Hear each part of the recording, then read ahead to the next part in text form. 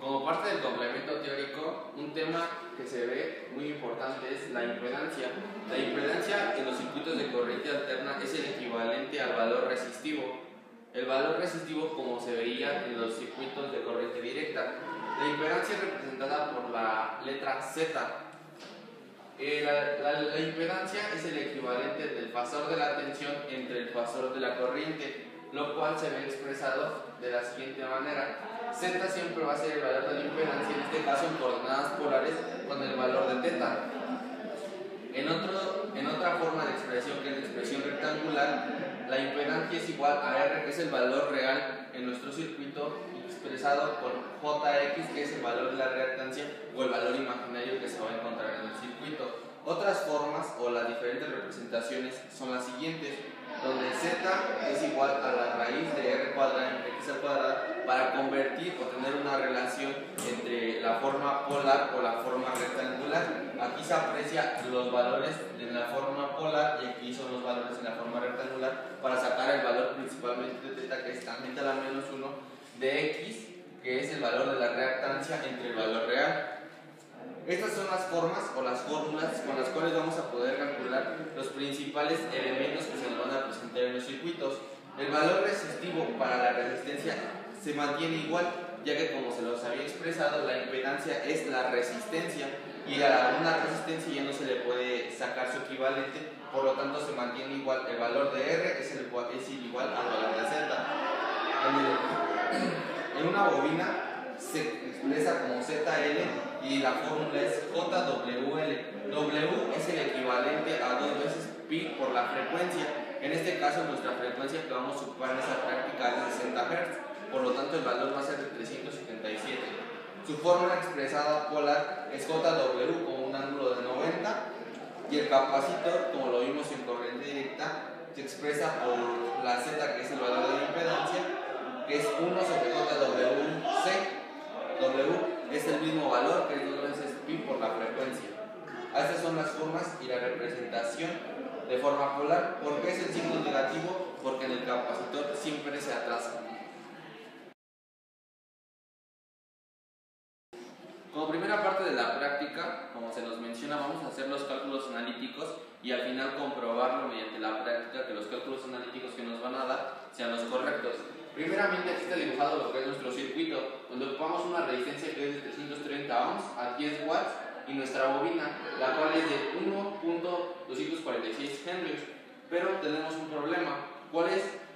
Que al momento de medir nosotros con el multímetro en modo de resistencia, aquí se nos encuentra otro valor, un valor real que se pone y se complementa al factor que vamos a sacar de aquí de la impedancia, el cual se va a tener que sumar, porque si no hacemos esa suma del valor real con el valor que nos tenemos indicado, nos va a presentar un problema y no nos van a salir los cálculos.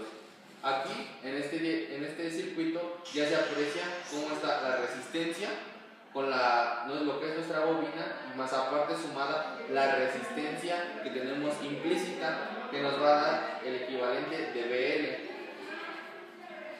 Aquí en estos cálculos se puede apreciar que, como les comenté, la resistencia es igual que la impedancia, por lo tanto mantengo el valor de 330 ohms. En la bobina, que tenemos el valor de 1.246 henrios, lo que se va a hacer es aplicar la fórmula que mencioné, que es ZL igual a JWL 377. Les recuerdo que es el valor de 2 pi por la frecuencia, multiplicado por 1.246 henrios.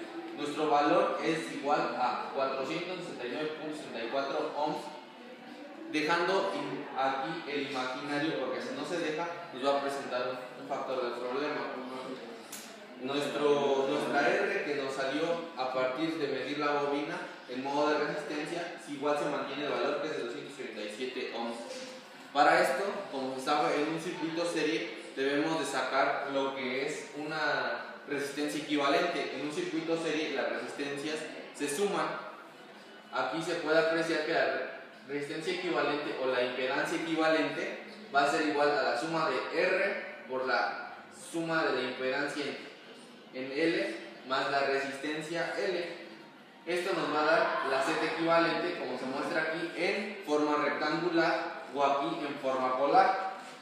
Bueno, ya que tenemos el valor de la Z equivalente, podemos hacer por ley de Ohm sacar lo que es nuestra corriente. Nuestra corriente va a salir a partir de Bs, que es un valor dado por la práctica que es de 10 volts aproximadamente, con un ángulo de menos 90, dividido sobre la Z equivalente, que es de 736.26, con un ángulo de 39.63 ohms. Nuestra corriente total va a ser de 13.58 con un ángulo de menos 12 miliamperes.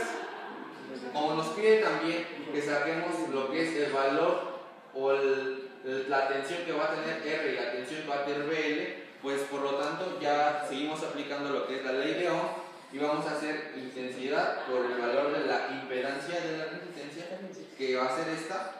Hacemos el cálculo que es de nuestra corriente, porque la corriente, como sabemos, la corriente es la misma en un circuito serie. Hacemos la multiplicación de lo que es nuestra corriente por esta resistencia y nos da el valor de 4.48 con un ángulo de menos 21.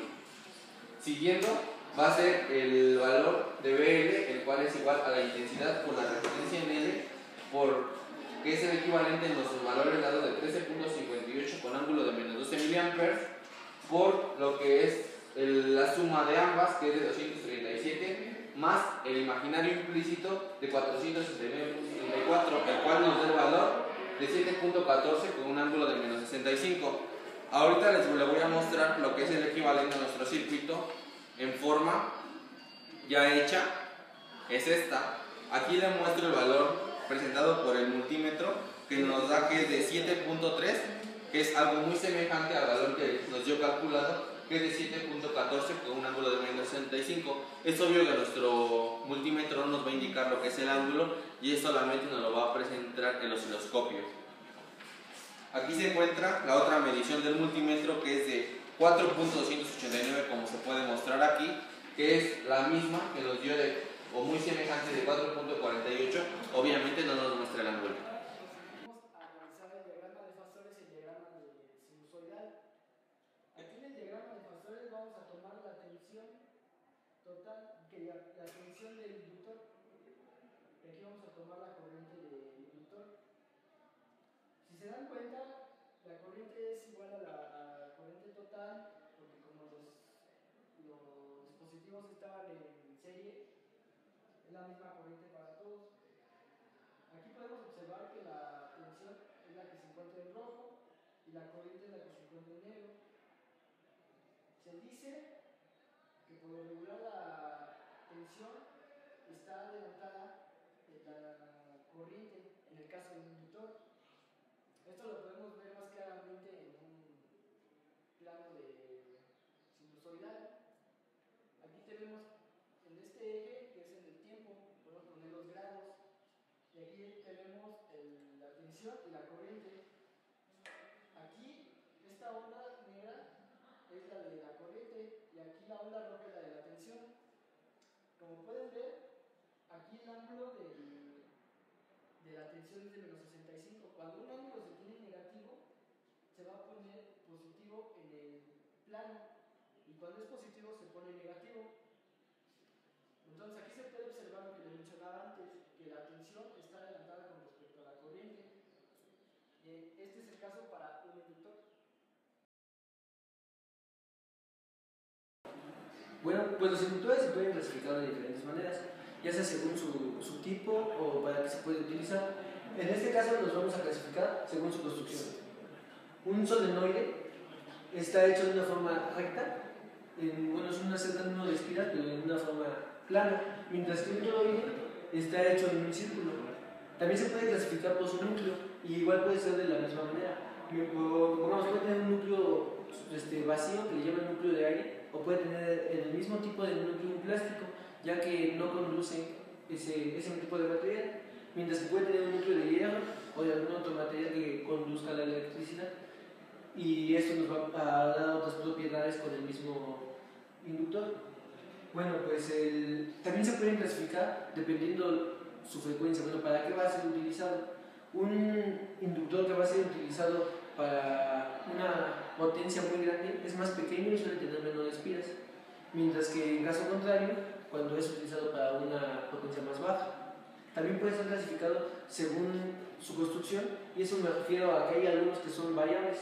En este caso es una especie de, como un, ¿cómo decirlo? Es como un potenciómetro, pero tiene como una perilla, y esta va variando. Me refiero a que tomas la medida de acá a acá, y conforme la varíes, esta se va a mover, se va a desplazar, por lo cual va a variar su nivel de inductancia. Y bueno, pues estas son las formas en las que se pueden clasificar. Una vez que terminamos los cálculos, que se hizo de manera teórica, es momento de colocarlo de manera experimental. En el circuito que teníamos a mano, tenemos que conectar un voltmetro que se conecte en paralelo a lo que se quiere medir. Conectamos uno en cada uno de los componentes y conectamos un amperímetro, para lo cual tenemos que abrir el circuito y ponerlo entre donde va a ser el flujo de corriente para que pueda marcar lo que necesitamos. De hecho, aquí tenemos las medidas. Este es el de la resistencia, el 7.3 volts.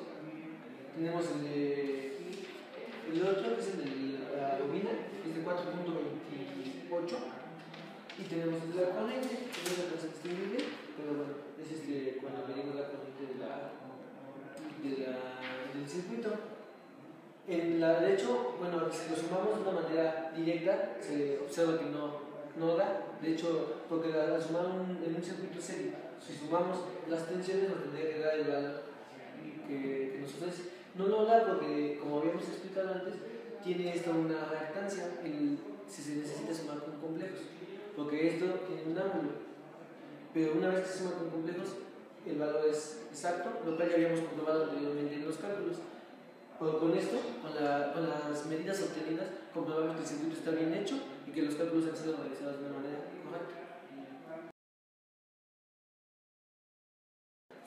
Bueno, ya que habíamos realizado los cálculos del circuito, vamos a proceder a hacer un diagrama de sinusoidal en el cual tenemos el voltaje de la fuente, que sería esta onda, el de la tensión de la resistencia y la tensión del inductor.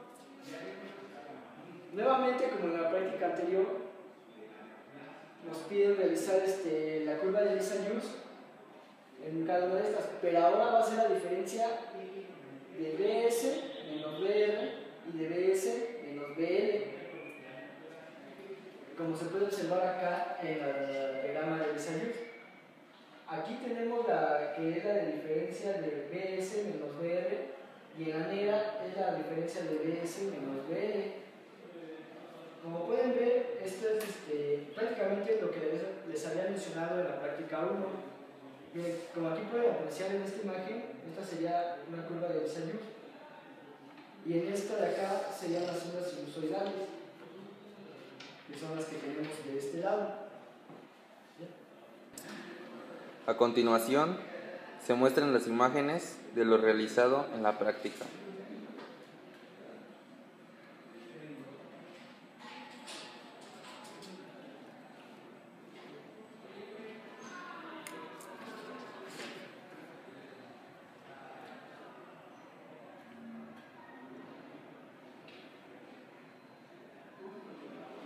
Y por último, las imágenes del osciloscopio.